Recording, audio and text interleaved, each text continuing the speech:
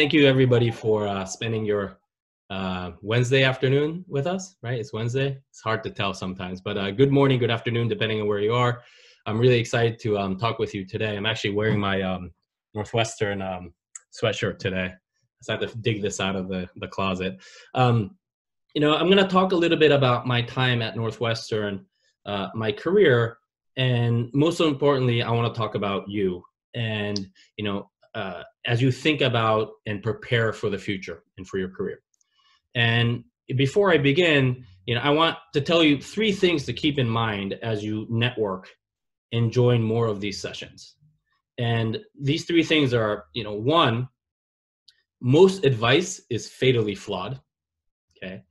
2 is that success is fleeting. And 3, follow your dreams is actually terrible advice in general.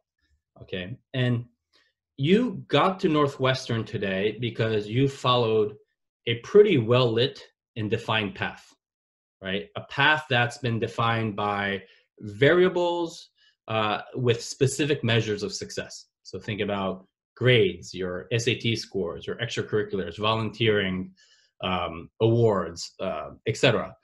But one thing as you think about your careers is that there's no such thing as a pre-planned career or life, right? You could spend all your energy and time thinking about how you're going to get that job at Google or Goldman Sachs or McKinsey. But it doesn't end there. It begins there. That's just the starting line for your career. And there is no playbook for success in the real world. You have to constantly define success for yourself, what that means for yourself, and ultimately find the right path for yourself to get you to the place you want to go to. Okay. So let me just talk a little bit about my time at Northwestern. My time there was very different from a day-to-day perspective, as you can imagine. There was no Wi-Fi, at least in the dorms or the apartments that I lived in. You had to plug in a cable to your computer to get internet access. No one texted each other. So we all had cell phones. I'm only 38 years old. I'm not that old, but we had to either call each other or chat with each other on AOL IM in order to coordinate to go to places like the Deuce. I don't know if people still go to the Deuce. And finally, it was just around senior year, if I remember properly, in 2004, where some of us started to use this new thing called Facebook. And the world's come a long way since then. But those are superficial things, but the foundational elements about life at Northwestern is the same. And if I can sum up everything that I learned in Evanston in one sentence, it would be to think beyond the confines of Sheridan Road. Okay. What I mean by that is to accept the limitations of your own knowledge or my own knowledge, but to not fear, the challenge of augmenting that knowledge, right? So that's about stepping out of your comfort zone, trying new things. Okay. A wise person once told me, you can't be good at anything unless you suck at it first. And I think that's the single biggest asset and mindset for you to keep in mind as you go forward. Okay. And I want to talk a little bit about my career. So in 2004, I graduated Northwestern with mediocre grades as an international studies and economics major. And I dreamed of having a job on Wall Street. And in 2004, trading on Wall Street was the most coveted job that you could have, right? It was fast-paced and exciting and the potential for superstar bonuses. And I remember I had to go through 44 interviews to get that job at Goldman Sachs. And I started in 2004 in July as a analyst in the equities division at Goldman Sachs. And I was at Goldman for almost 14 years.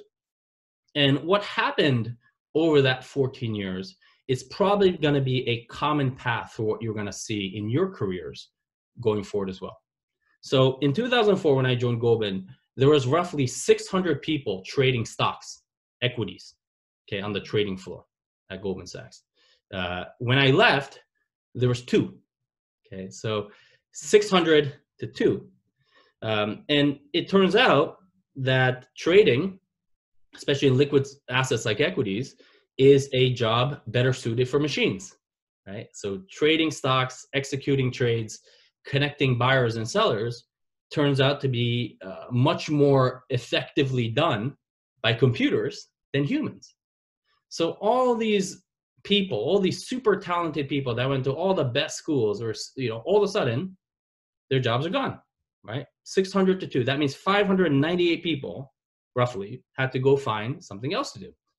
And I tell that story often because now I kind of want you to think about what would you mean, or how would you react if you're one of those people, right? One of those 598 people, right? They lived very comfortable lives. They were living, fulfilling careers, exciting careers. And then over the course of a few years, everything changes, okay? It gets disrupted. And today I get probably dozens of resumes every month from people that I knew or I used to work with that, at one point or another might have made millions of dollars a year, that today have been jobless for several years, right? So, I think that the point of that is, as you proceed in your careers and think about your careers, the most important thing to keep in mind and to internalize is that extrapolating the past is very dangerous, okay? And with everything that's going on in the world today, that's probably more true than ever. And one of the things I thought about is to always keep in mind, what am I doing that's different? How am I going to get to the place where I'm going to go to? And if I have a view of where I need to be, I think the reality is it's much better to be a year early than a day late. And when I was sitting on that trading floor at Goldman and looking at everything being automated around me, it was simultaneously, it was probably at the best point of my career in terms of my upward trajectory, career-wise, but also the amount of money I was making. But I thought to myself, well, if this is where the world is going to be, I have to try to be a disruptor, then be disrupted myself. And that's the path I took. And that's the path that got me to Databricks and to Brooklyn Kura, the sake brewery that Cassie just mentioned. So for those of you that don't know what Databricks is is it's one of the fastest growing startups in the world today. We're valued at $6.2 billion. We're backed by Andreessen Horowitz and a few other big institutional investors. We were founded by the creators of something called Apache Spark. So if you it's become the de facto big data and AI engine in the world today. So this is a technology that enables Uber to predict the fare, or Amazon to predict what you're going to buy, or Netflix to recommend you movies. All of that relies on big data, and often are using a technology called Apache Spark. So Databricks is a company founded by the creators of Spark. It also took me on a different path. So simultaneously, when I was leaving Goldman, I became an investor and a co-founder of a sake brewery in Brooklyn. So I'm now part owner of the first and only sake brewery in New York City. Actually, I have a bottle right here. Here we go. It's called Brooklyn Kura. And I could talk a little bit about that in a little bit. But those were actually kind of decisions that I made that catered to the view of the world that I have, right? Which is the world is changing very quickly. Depending on who you ask, there's a lot of reports from the OECD and Cambridge University and all these places that say anywhere from 25 to 47% of all jobs could disappear, right, in the next 25 years. So I wanted to do two things, right? This is my barbell strategy. Is I had one of two things to do, right? Which is I have to change and try to keep up with the technological advancements that are happening in the world today, or do something so manual that cannot easily be automated. And that's kind of the two paths that took me to Databricks, and also an investor in Brooklyn Kura, because Brooklyn Kura is very hard to automate, and Databricks at the forefront of sort of big data, AI and technology, right? And I want to spend the bulk of my time talking about you guys and answering questions, but the one thing I know for certain, right, about your career is that the future is uncertain, right? And the defining characteristic of your career, or the defining word for your career, is going to be the word change. Okay, so I want you to really think about the world that you live in today, the world that you're going to live in tomorrow, and about disruption. Okay. Your life and career does not follow a linear path, right? And when that disruption happens, either to your job or to your sector or to the economy, what have you, how are you going to respond to that? Okay. How are you going to reset? How are you going to retool? And how are you going to reinvent yourself? Okay. We are going to have to reinvent ourselves multiple times in our career. Okay. We will not have the luxury to do one thing forever, unfortunately. And given with COVID-19 and the health crisis that we have now, disruption happens so quickly in the modern economy today that success doesn't follow a pre-planned path, like I said. And if you don't keep evolving, it's very unlikely that law or banking or science or even medicine is going to provide you with a fulfilling career going forward, right? A degree from Northwestern will only get you so far, right? And in the modern world, there's no golden ticket for success, right? And extrapolating the past is dangerous. So, the good news is the cost of curiosity today is lower than it's ever been, meaning the information that you have access to, the people that you have access to is unparalleled versus any time in our history. So if you keep that mindset of constantly evolving, constantly thinking about what's next and how I'm going to position myself to be successful in that and work towards that, there is a tremendous amount of resources that are available to you to kind of get to those next steps. And the reality is, even though there's a lot of disruption and things happening in the world today, you live in an era that's unparalleled in prosperity and opportunity, right? And I was just thinking about this in 2000, in roughly the year 2000, 20 years ago, when I entered Northwestern, right, and as a freshman, the U.S. economy, U.S. GDP was about $10 trillion. Okay, the world's largest economy is $10 trillion. Fast forward to today, the U.S. economy is roughly $22 trillion. Right? So in the span of that time since I graduated from Northwestern, the world's largest economy doubled in size. It might not seem like it when you're in day-to-day interacting and living your life, but that's the type of growth that we're seeing in the world today. And that growth trajectory is going to likely continue. So if you position yourself in the right places at the right time, and will constantly keep in mind that ability to change and learn new things and challenge new things and willing to be humiliated by sucking at something first, there is a tremendous amount of opportunity that I feel is still ahead of you. And so what does that mean? So from a practical perspective, right? And, this is something I talk to people all the time is I think the first thing that if I could go back in time and talk to myself when I was interviewing for a job or applying for a job or thinking about career change, is to ask these two questions to myself, right? Which is, what is my story? Okay. And then why me, right? What is my story and why me? And I'll tell you a little bit more about that. When I was trying to leave Goldman in 2017, I had been there for many years. I led a pretty big team. I had a significant business. I was under the impression I said, hey, I work at Goldman Sachs. You know what? I'm just going to go do something else, and all these doors are going to open for me. Okay. But the reality is that's not the case, right? Increasingly so, people care less about the qualifications that you had academically or in the past, more about what are the skill sets that you're going to bring to my business or to me today that's going to help us succeed for the future. Okay. So, that was a very good lesson for me in thinking about what is my story and why me. And I encourage you to do this, spend an afternoon or a day with a piece of paper and write out your story and why you for that particular job. And, approach it very systematically, because as you go and talk to new people, talk to new potential employers, that's something that I wish I had internalized so I could tell my story in a very concise way in order to sort of appeal to them why I'm the best person for that job. And the job market is super duper competitive, right? And that's sort of practical one. Practical thing number two is when you get into an organization, always have in mind or architect out, where do I want to be in 5 years, right? The time frame could be arbitrary, but what am I going to do to get there?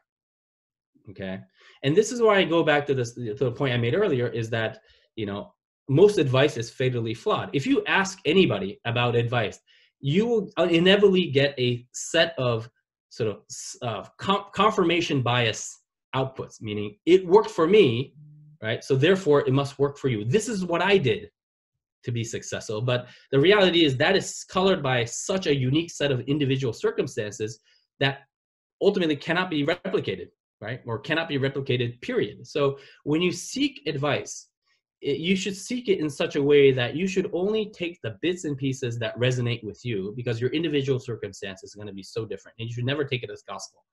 And being able to leverage and talk to more people gets you to kind of put the mosaic together to say, what does it actually mean for me, and how is it going to work for me? So going back to this, where am I going to be in 5 years?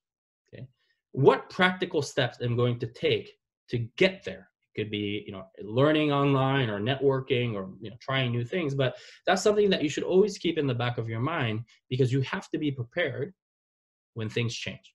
Okay. And the third thing I would say is to always think about, what is my plan when I get told no? Okay. You're going to get told no many, many times in your career. Okay. And I always talk about this, but one of the best quotes that I've seen, that I love these quotes, is from Henry Ford. Okay. Henry Ford, as you may know, created the Ford Motor Company, okay, car company, right? And he very famously said one thing. He said, whether you think you can or cannot, you're right. And that quote really resonates with me, because you're going to be told no many times in your life, and you accept that, and you accept the limitations of what you can do because of the past experience of what you've done before. You're going to miss out on a tremendous amount of opportunity that could potentially be ahead of you, right? So it's all about that mindset. And, you know, going back to my past few years, right? When I left the Goldman Sachs and tried to go to a startup, you know, a lot of the places I interviewed said, hey, you know, you don't really have any experience in technology. You know, you make too much money, you know, blah, blah, blah. No, right? When I started a sake brewery, right, in 2017, they said, you can't make a sake brewery outside of Japan. That's crazy, right? You need thousands of years of history and Japanese people making it in order to make it. And many, many people told us no. When I was applying for a job at Databricks, and Databricks again is a very technical company, you know, a lot of people said, well, you're not really technical enough. You don't have big data experience. You don't have AI experience. So, you know, maybe not for you, right? And each and every time you have to overcome that no and figure out, how am I going to position myself, and what are the skill sets and relevant experience that I can bring in order to turn that no into something that resembles more of an opportunity set. Right. So, you know, I was able to navigate that because, again, I am, you know, aware of my knowledge gaps, but I've internalized that if you are too afraid to augment that knowledge gap and fill that knowledge gap and try new things, you're always going to be limited. Okay. People are going to always box you in a particular industry or particular job that you've done in the past, but we all know you're capable of much more than that. But in order to get that opportunity to do something that's much more than what you've done, you always have to approach it in a very systematic way to think about, what am I doing differently that's going to make me stand apart and be able to, you know, pursue what I think is going to, you know, the better opportunity for me. The last thing I kind of want to do is I want to show this chart, actually. I hope you can see it. But this is probably, I don't know if you guys can see my screen. I think you can. Yes? Okay, probably. Yep. But this is a chart. I love this chart, and I found this from a website like a few years ago. But this is kind of my point about extrapolating the past is dangerous. And I think this puts it very succinctly. Like, if this chart is the chart of human progress, right? And you're standing at that time period where that human is, and you look back and you'll see a trend, okay? You could be in front of the biggest revolution in mankind or the biggest opportunity set in mankind or something really, really big, but that's all you see, right? That's what it looks like when you stand there. When in reality, it could be looking like this, okay? But humans are habits of creature, right? Creatures of habit. We tend to take comfort in what we know, and we tend to take comfort extrapolating linear trends and things that happened in the past because they must happen in the future. But the reality is, if you think in that mindset, you will miss these inflection points. Okay? And I think having a fulfilling career and a successful career is about preparing yourself to see that inflection, but more importantly, being able to be a part of that inflection if and when that happens. Okay, so I know I talked through a lot, but that's all I wanted to share for now, and see if I could take any questions and help in whatever way I can. Yeah, absolutely. Thanks, Junta. That's great. Really helpful. I love that bit about thinking through the advice you're getting and really analyzing what works for you. I think that students in these situations get so much advice from all these different angles, from peers, from, staff at the university, et cetera. So I think that's really helpful. And I would love to get us started with a question around, I know you mentioned, change is the only constant. And now that we're going through a global pandemic, I'm curious how your work has been disrupted through the outbreak and how you've adapted to this particular situation. Sure. That's a great question. I'm a generally optimistic person. And the way I think about it is this, right? Crisis serves as a catalyst to bring the future faster. Okay. That's it, right? So a lot of the trends that you've seen in the past or that you thought were going to happen, it could be AI trends or Bitcoin or whatever you're excited about. The catalyst crisis serves to bring those changes that were going to happen anyway much, much faster. And the way it's changed my day-to-day job at Databricks and at Brooklyn Kura, I could separate the two. At Databricks, it's changed the sort of my conversations in one major way, which is that the vast majority of the financial service customers that I talk to, right? So the banks and big insurance companies, they're woefully behind in technology than a tech company, right? Or retail company or media company, right? And what these big financial institutions that I talk to every day are realizing that the status quo no longer works, right? We have to really figure out how to become a digitally native company to transform our business, because otherwise we won't survive, right? So I give you a good example. In certain markets outside the United States and some parts of the United States as well, there is a hurdle to the adoption of digital banking, right? People are just accustomed to go to banks and talk to the teller and do some things. And that's very costly for banks, right? Because you have to have all these branches all over the place. It's costly in the sense of it inhibits their ability to innovate, because the more you have people engaging with you digitally over an app, the more data that you get and the more you can iterate and use machine learning and all this stuff, right? And what COVID-19 has done is ultimately, prevent people from going to a bank branch. It's forced hundreds of thousands and millions of people around the world to start engaging with their financial service institution digitally. And that's opened up a tremendous amount of opportunities, because now banks who are resisting that change are now at the forefront of saying, oh my gosh, we have to digitize and modernize our business really well, really quickly. They're seeing a lot of competitive pressure from financial technology companies or tech companies or digitally native companies who are just navigating this situation much better than anyone else, right? So a good example is that look at Amazon versus a brick and mortar retail like JCPenney's, right? Amazon, despite everything that's happening to the stock market, Amazon is at all-time highs today or this week, right? The stock is at all-time highs because they're prepared and created for that digital economy. Whereas many of the brick and mortar retailers like Macy's, and I think Neiman Marcus is going to file for bankruptcy soon, I read in the news, but these type of places were just not fit for that, right? So it's put this impetus to have to evolve, just like we talked about with careers, to companies as well. They have to really figure out how they're going to survive in the future and adjust and pivot, or else they're going to be made sort of irrelevant. In terms of Brooklyn Kura, it's challenged our business in multiple ways. I mean, we're a small business, and as you know, all restaurants are closed. But it's helped force us to iterate and think about new things, right? So, you know, we bulk of our sales go to restaurants today. How do we expand our retail footprint? Because liquor store sales are still up, you know, at least in New York.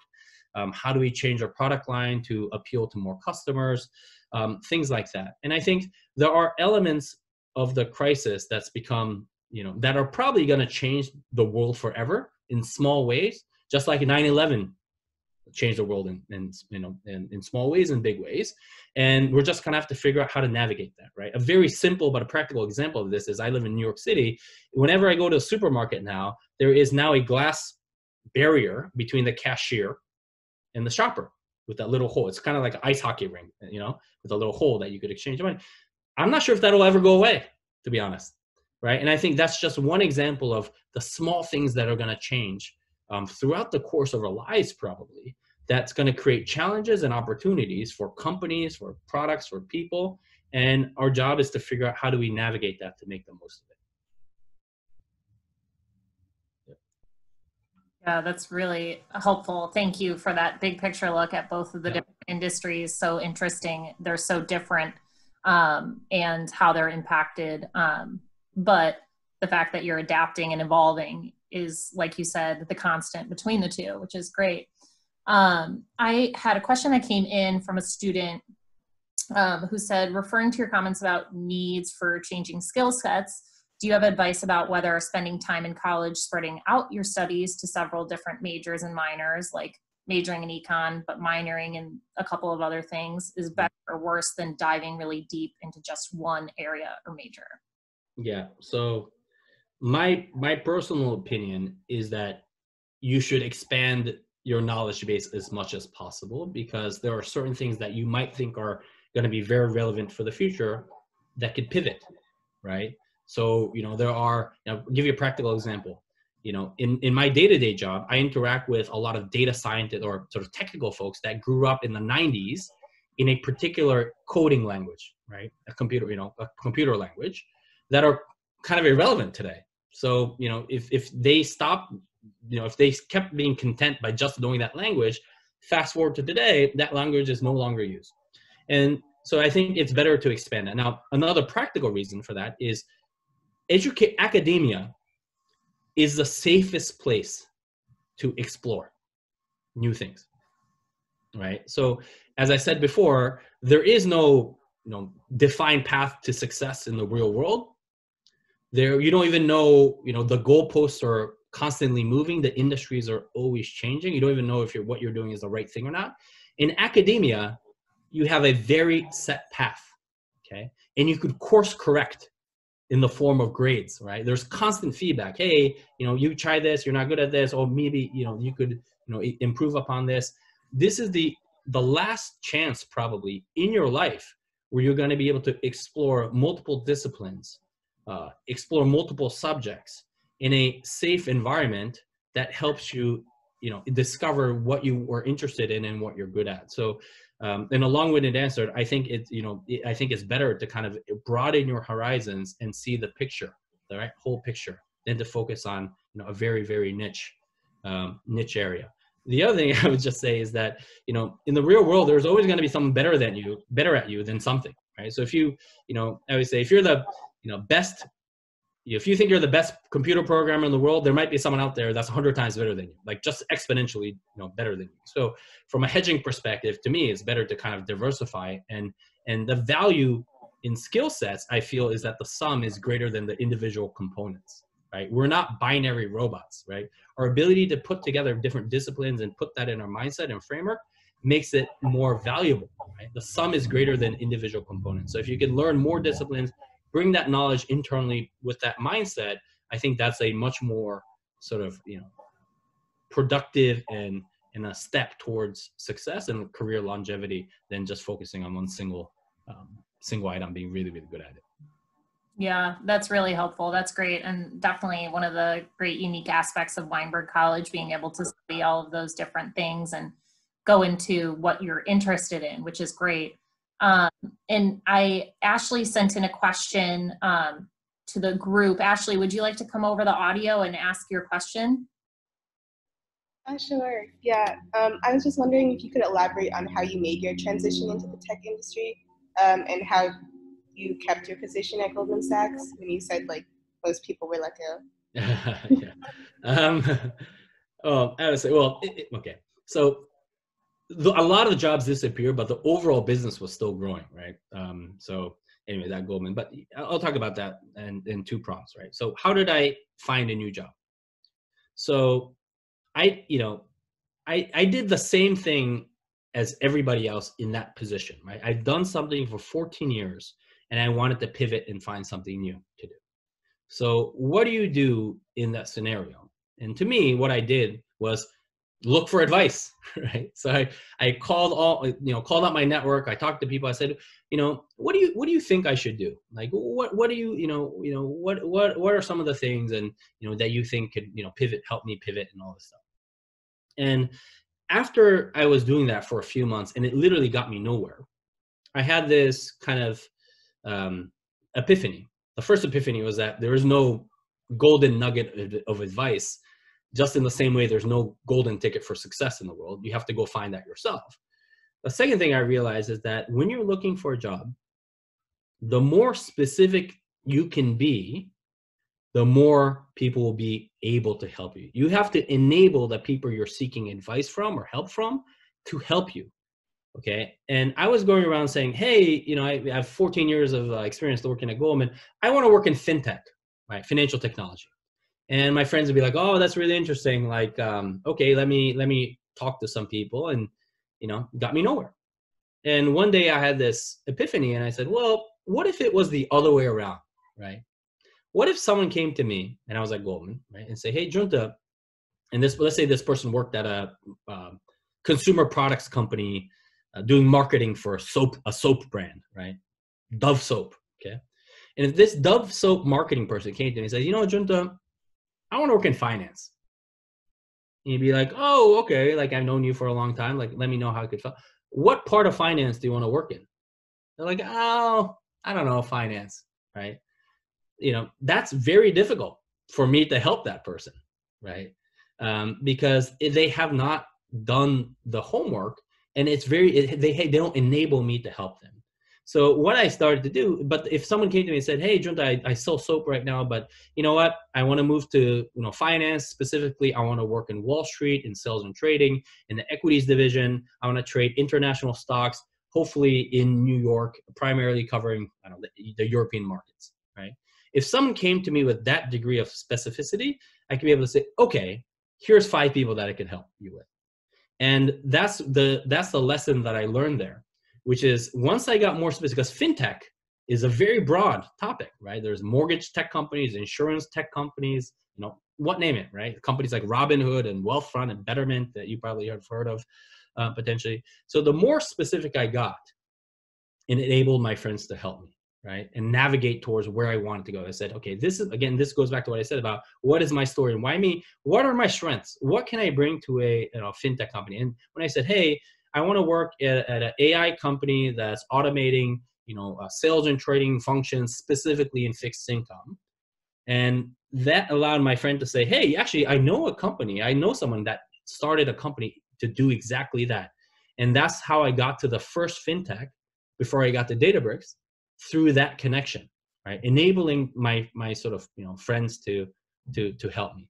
The last thing this is a long answer, but the last thing I just want to point out is that you will be told no constantly, right? And I just want to share this story, right? So when I was thinking of leaving Goldman, and I networked all my way up to someone at Google, okay? And this was a pretty senior person at Google working, in their cloud business. And I had multiple rounds of interviews with him. And this was December of, I think, 2016. And I was literally about to go to Hawaii on vacation the next day. And this guy I was interviewing with, he calls me up and he says, hey, Junta, I'm actually downstairs. I'm actually at Goldman because I had a meeting. Do you want to I would love to have lunch with you. And he said, okay. I said, oh, wow, that's great. And I looked at my buddy to my right. And I was like, oh, I'm probably going to get a job.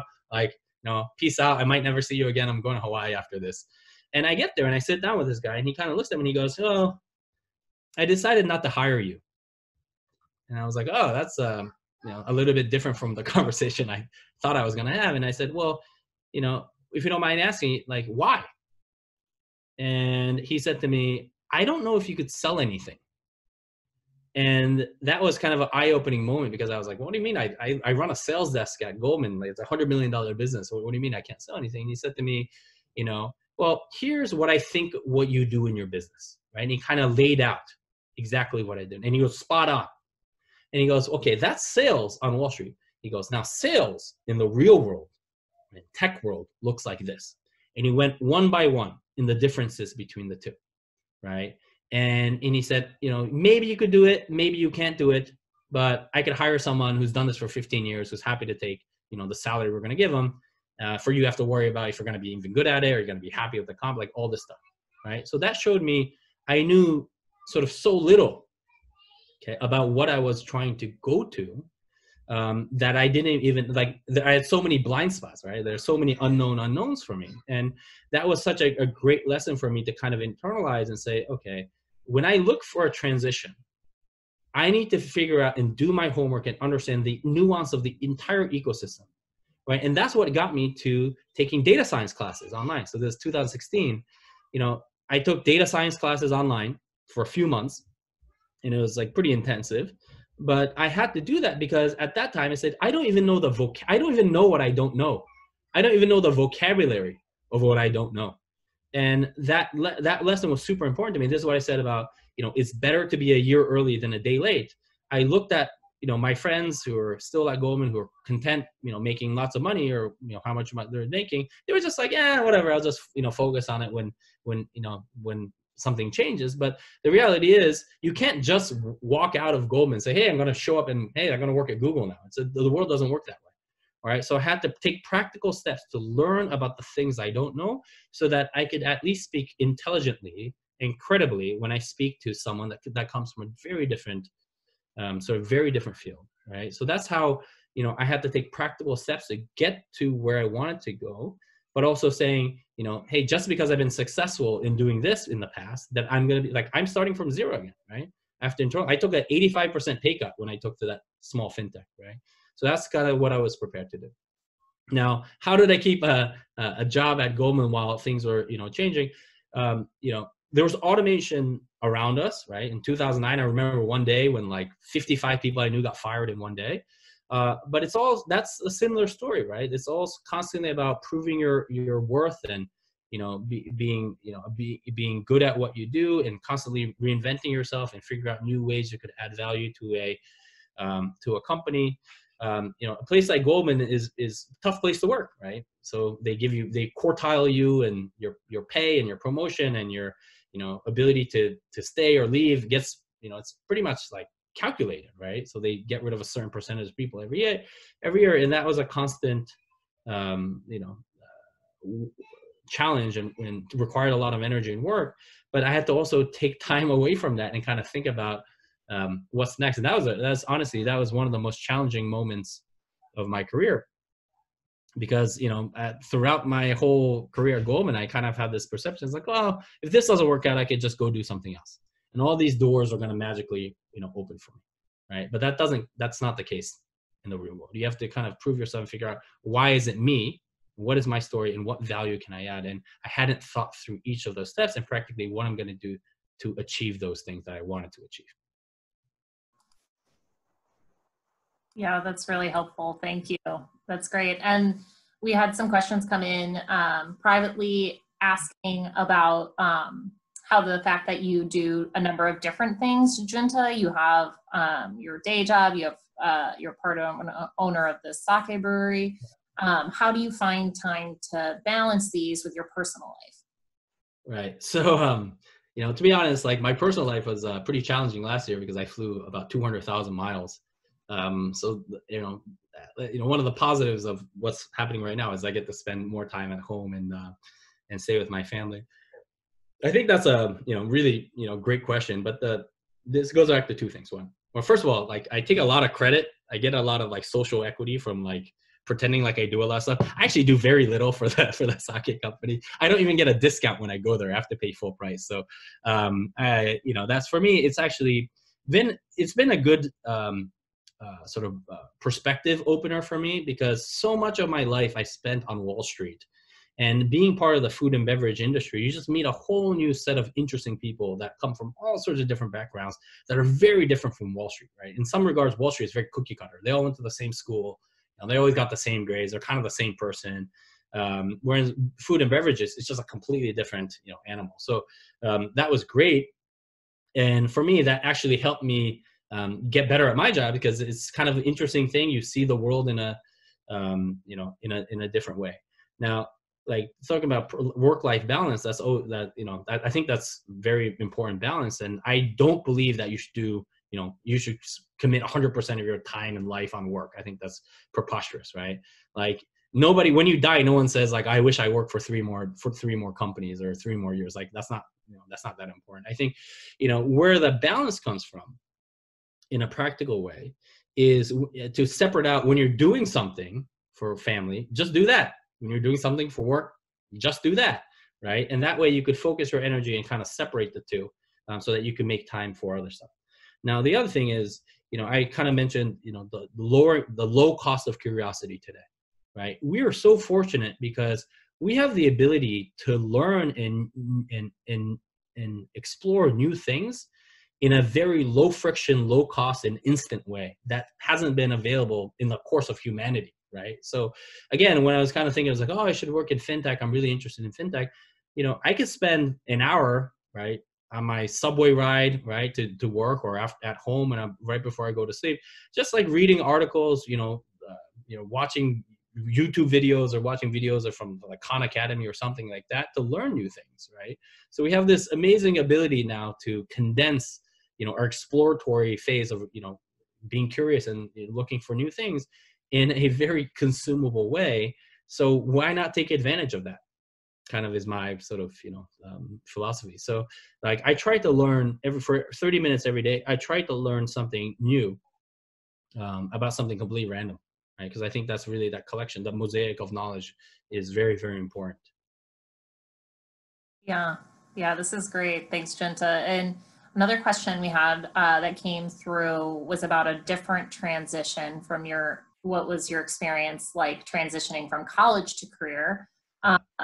And it's interesting thinking about the transition you had just mentioned after working for 14 years, but I'm wondering if you can put yourself back in your 22-year-old self, and is there anything that students should be doing to be prepared or anticipate the transition when they get to that chapter? Yeah. So I think there's a few things. One is that the transition, I recall, was being really tough, right? So I got a job in New York City, and my parents at the time lived in Connecticut. I remember after the first week of work at Goldman, I went home on Friday night to Connecticut, and I like woke up on Sunday afternoon. I slept for like 2 days straight. I was just so tired. And that's just a lifestyle adjustment, right? Of like work on a trading floor. I had to be in the office by 6, right? So there was like a few months of my life in 2004 where I didn't see sunlight, right? I would get in at 5 or 6 in the morning. I'd leave at 10 p.m. and I just didn't ever get sunlight, right? And that was like really depressing. So that's kind of the one thing that I kind of wished I, thought about as I was transitioning to the career. Now, the more sort of the practical thing is that what you'll find when you start working, okay, is that the definition of success and the recognition of success is arbitrary. Okay, that's the main difference. In academia, there are certain benchmarks that you hit, a syllabus, right?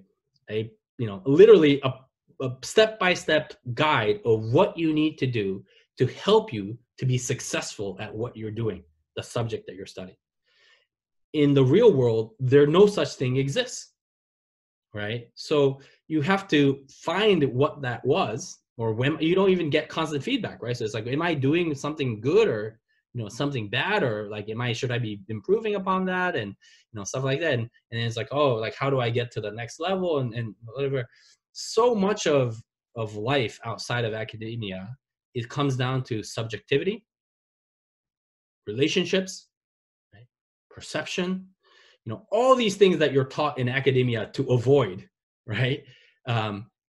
Plays today, unfortunately, or fortunately or unfortunately, plays a central role still in how people are evaluated, right? And that was a pretty big sort of surprise to me, because you just want that, what's my report card, like, how am I doing, how, blah blah blah. And a good boss might sit you down and say, hey, these are things you're doing better, or these are things you're not. One time I asked someone for that kind of feedback, and they said, well, the best advice I could give you is you should be able to look yourself in the mirror and know exactly where you stand. That's it. So that was kind of the big difference for me. And I think, so from that perspective, what I did was, maybe not my boss's boss, but find someone that's a year or two ahead of me and cultivate that relationship, so you could learn from their mistakes, and you could learn from, sort of get guidance on what are the things they thought about and they worked through. But you ultimately have to figure that out for yourself, right? So that's kind of the practical main difference between working and being in academia or studying, is that it's just a winding road with many speed bumps and many forks in the road, and it's foggy, right? And you have to figure out how to navigate each and every one of those situations kind of on your own, with the resources that you could potentially have around you.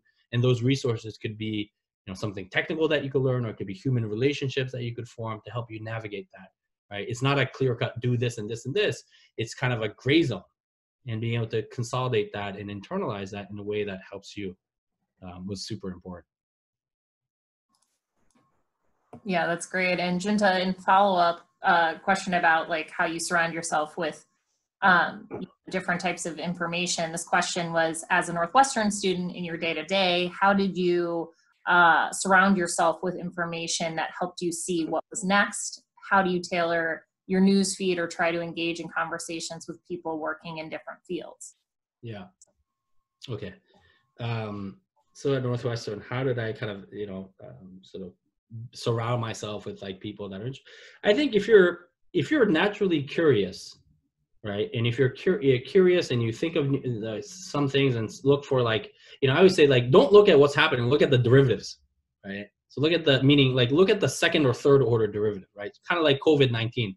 Don't look at the growth, don't look at the chart of how many people have it, look at the growth rates, right? What's happening the second derivative, the third derivative, right? So I think that's a really important thing to have in mind, because the more you think that way, the more interesting you become, and you'll just naturally engage more people because you'll be curious and not afraid to ask, right?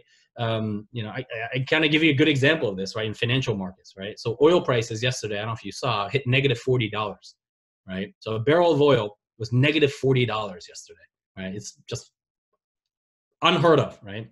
And why did that happen? Well, it happened because of COVID. But a month from now, who could have predicted, oh, maybe the biggest outcome of this, one of the biggest outcomes financially, is going to be that oil is going to go from, $50 a barrel to negative $40 a barrel.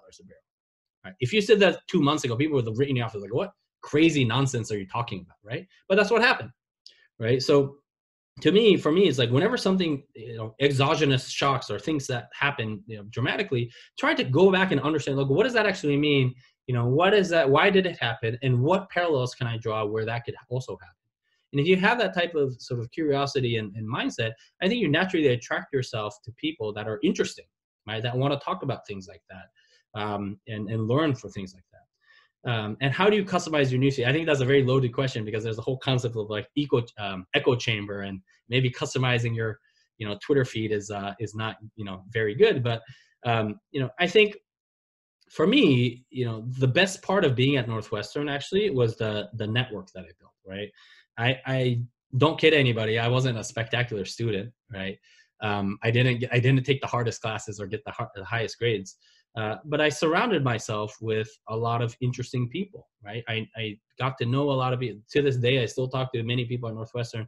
They've been very helpful to me in my career, as I, explore and do new things. But they've also kind of like come to me with new ideas, and, whenever I'm happy to help. And, the mindset I have there is that I never give expecting to get, right? If someone says, hey, Junta, like, totally random. I got a message from a woman I went to college with who I haven't talked to in probably 17 years or something. And she emailed me the other day. She's like, hey, what do you think about this? Right. And I, responded immediately. I was like, I think, this. Or someone texted me, it came from an unknown number. It turns out it was someone I went to Northwestern with a long time ago, and it says, hey, my friend just got let go from this company. Can you, would you be willing to speak with him? And I said, of course. Right. So I always give without expecting to get, and if you're that type of person that connects people without having an agenda or trying to expect something in return, I think you naturally get yourself a bigger network or people that are willing to help you, teach you new things and open you new doors. Yeah, I love that advice. I feel like oftentimes networking seems like such a strategic thing when really it is building these relationships. Like you said, among your peers when you were in college, it feels interesting, kind of weird now as a student to be thinking that this is your network, your peers are your network, but really that is those relationships you build socially and in school are so valuable for the future. I love that. Yeah, I mean, absolutely. I mean, you're so fortunate to be at Northwestern, right? Because you have a global network now. You have people that are going to go on and do, fascinating things from all walks of life, and maintaining that relationship is going to be, super duper important. Totally. That's great. And another question that came in was about your finance time. And this question is, since trading floors now employ fewer and fewer people, how do you think technology has changed the jobs of the people who still do work for them? Yeah, I mean, it's changed in multiple ways, right? So, the desired skill set of a trader has shifted, but that's not unique to trading. That's the case for everybody, So the good example I give is radiology, right? Well, what does a radiologist do? A radiologist looks at X-ray images and decides what's wrong. Well, it turns out that AI and machines can do that much better, right? Like a radiologist might rely on his or her memory of maybe thousands of images or tens of thousands of images they've seen. A machine can go back to millions and analyze and look for patterns and identify things that are different, right? But it doesn't mean that radiologists are unnecessary anymore. It's just that the desired skill sets of a good one have completely changed, right? It's not about reading like an X-ray image in a dark room. It's more about, how do I communicate with patients? How do I, show empathy and compassion? How do I coordinate and collaborate with other doctors? Those are the desired skill sets that have become more important. So as I like to say, as the use of AI proliferates, right, the characteristics that make us human become more important, not less. So going back to Goldman, what does that mean? So that means the most successful salespeople, right, or the most successful bankers or traders, are people that have attributes that cannot easily be replaced by machines, right? Relationships, right? If you're an investment banker, your ability to build a model in Excel is completely commoditized. However, your ability to call that CFO and have him or her pick up the phone is why they pay you the big bucks, right? So these are the human characteristics that become more important, right? As you as the sort of the more automatable and manual tasks get automated. And from a practical perspective, the traders, what happened with all the traders is that, there are some traders that are left in sort of legacy capacity, but the vast majority of the people that are quote traders today are engineers. They're writing code. They're not like the, when you think of Wall Street, you think of this like boisterous trading floor, people yelling and screaming and doing this. The best traders of today are people who are just quietly sitting writing code, right? So that the desired skill set of a trader completely shifted. So those are the type of people that have filled these type of jobs, right? So I think that's kind of an example of like how the roles and the people have changed that have remained. And you could still be, I don't want to discourage people from going to Wall Street. You could still be very successful in Wall Street. You could be successful in anywhere, right? But yeah, getting there is step one. Remaining relevant there is step two, okay? And those are two completely different things, right? Absolutely. That's really interesting and really helpful to consider and think about. And Junta, I want to be mindful of your time and our students' time. We just had a student who has a class of 4 and she had to run out, but she said, thank you, this was so valuable. And I want to give you a minute or two, Junta, if you have any other advice that you want to leave students with today. This has been so helpful. Thank you. Yeah, so I appreciate that, and I appreciate everybody joining. I think if I could leave you, one thing is that going back to what I said about that quote, right? So whether you think you can or cannot, you're right. So you are in the driver's seat, right? The world is changing, but you are very fortunate because you're equipped with a Northwestern education. You're equipped with people around you that are going to be do interesting things. You're equipped with an ability to learn new things and access information in ways that are, completely not been able to do before. So, maximize the time you have in school. And secondly, just keep believing in yourself, because you can reinvent yourself. You can, and you're going to have to.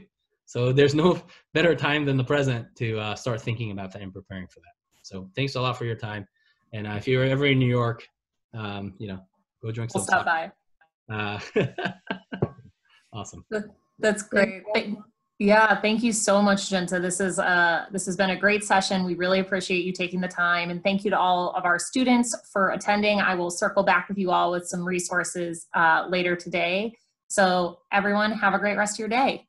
All right. Thanks a lot. Take care, guys.